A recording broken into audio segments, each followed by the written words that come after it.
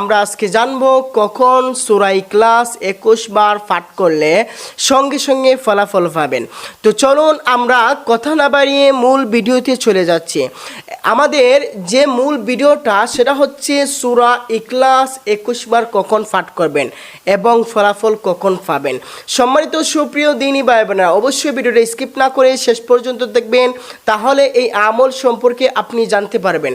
তো চলুন আমরা মূল কথাতে চলে যাচ্ছি। আল্লাহ রাব্বুল আলামিন বলেছেন যে আমি নামাজের মধ্যে শ্রেষ্ঠ নামাজ দিয়েছি তাহাজ্জুদের নামাজ। শ্রেষ্ঠ উত্তম নামাজ আল্লাহ রাব্বুল আলামিন তাহাজ্জুদের নামাজ দিয়েছেন। আল্লাহ রাব্বুল আলামিন বলেছেন সব নামাজের চেয়ে আল্লাহ রাব্বুল আলামিন সবচেয়ে বেশি খুশি হন যখন বান্দা বান্দি মধ্যরাতে ঘুম থেকে জাগ্রত হয়ে আল্লাহ রাব্বুল আলামিনের কাছে তাহাজ্জুদের নামাজ পড়ে। তো সম্মানিত সুপ্রিয় দিনী ভাই বোনেরা, সূরা ইখলাস 21 বার কখন পাঠ করবেন? আপনি মধ্যরাতে ঘুম থেকে উঠে তাহাজ্জুদের সময় 2 রাকাত তাহাজ্জুদ নামাজ আদায় করবেন।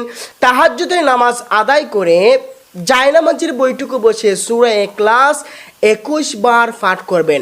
পাঠ করলে পরে আপনি আল্লাহ রাব্বুল আলামিনের কাছে যা চাইবেন তাই পাবেন।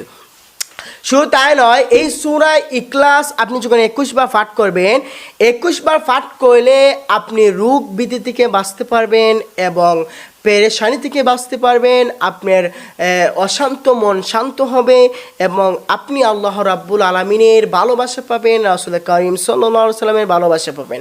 সম্মানিত সুপ্রিয় দিনী ভাই বোনেরা, বিপদগ্রস্ত থাকলে আপনি বিপদগ্রস্ত থেকে উদ্ধার হতে পারবেন।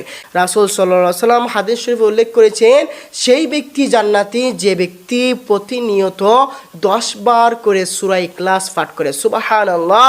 আল্লাহ রাসূল সাল্লাল্লাহু আলাইহি সাল্লাম কত সুন্দর হাদিস উল্লেখ করেছেন যে সেই ব্যক্তি জান্নাতি যে ব্যক্তি প্রতিনিয়ত 10 বার সূরা ইখলাস পাঠ করবে। সম্মানিত সুপ্রিয় দিনী ভাই বোনেরা, আজকে আমরা জানলাম যে কখন কোন সময় সূরা ইখলাস 21 বার পাঠ করবেন। কারণ আমরা সবাই জানলাম যে তাহাজ্জুদের নামাজ আদায় করে আপনি 2 রাকাত তাহাজ্জুদের নামাজ আদায় করে আপনি জায়নামাজে বসে আপনি 21 বার সূরা ইখলাস পাঠ করবেন এবং আল্লাহ রাব্বুল আলামিনের কাছে মোনাজাত করবেন। আল্লাহ রাব্বুল আলামিন আপনাকে সাহায্য করবেন। কেননা আল্লাহ রাব্বুল আলামিন বলেছেন বান্দা হাত তুলে আমার কাছে যা চায় আমি আল্লাহ রাব্বুল আলামিন বান্দাকে তাই দান করে। তবে একটা কথা, আপনি আল্লাহর কাছে ধৈর্য ধরতে হবে। আল্লাহর কাছে চাইলেন, এখন যদি আপনি ধৈর্য না ধরেন তাহলে আপনি কিছুই পাবেন না।